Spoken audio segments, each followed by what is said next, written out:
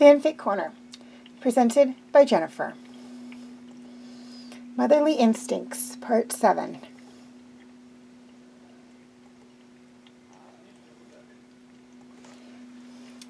Somehow I knew I'd find you here.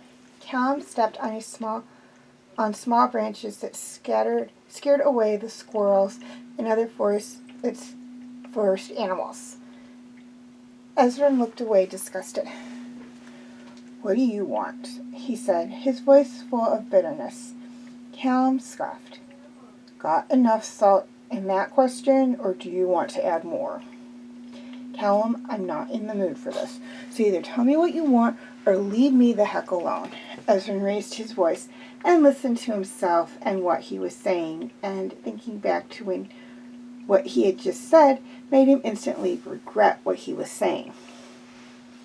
Ezran made the mistake of looking up at his older brother and felt a newfound sadness that he caused two people to be mad at him. "Callum, The older man put his hand up to stop Ez from talking and shook his head. No, I get it. You don't want to talk because you're angry. Don't worry about it." Callum had started to walk back to the girls, but he stopped and looked over his shoulder. "Oh, and by the way, talking about things will create less arguments, even if you don't want to talk about them." And with that, he had vanished into the trees back to Rayla and Ellis. Ezran sat there alone once again, feeling guilty for the way he treated his girlfriend and his brother. Two people he loved dearly, and he knew he should stop this behavior before he upset Rayla too, because then he would have really lost everyone he truly loves. "Maybe I need to talk to her," he muttered to himself.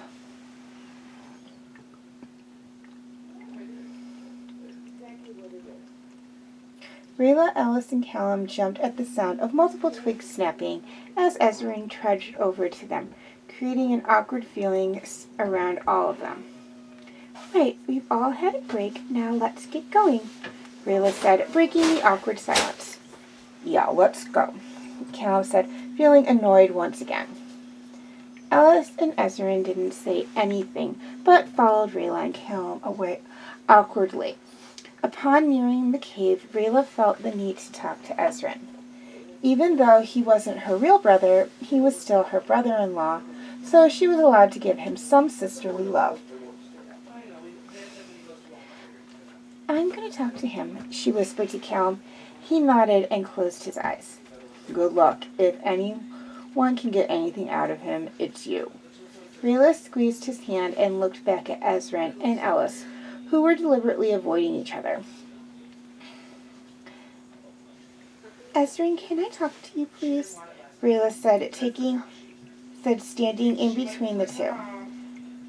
Ellis used this as a sign to leave before Ezran could say anything differently. He watched his girlfriend carefully as she sauntered to Callum. "Hey, Ez, I know you're irritated and probably want to be left alone, but you need to talk to her. If you don't, you may lose her." Ezran's head snapped up to look at Rayla, his mouth parting slightly.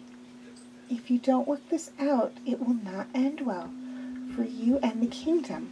Katalis won't have a queen, and you won't have a wife or a family." "That's what started this whole ordeal. Families. I lost my family when I was 10. Sure, I had Callum, but he isn't my real brother, and he isn't my dad. And now I don't have either. Because of my stupid anger issues, I just lost everyone I loved." I was on a mission here. He felt tears pricking his eyes as he forward at the eroded soil. His eyes widened as he felt Rayla's hand on his shoulder. "Ezran, you haven't lost anybody. If anything, you've gained more family. Not only do you have Callum and Babe, you have me, Ellis, Soren, and Claudia. You aren't alone, Ezran, and you never will be. So stop sulking and talk to her.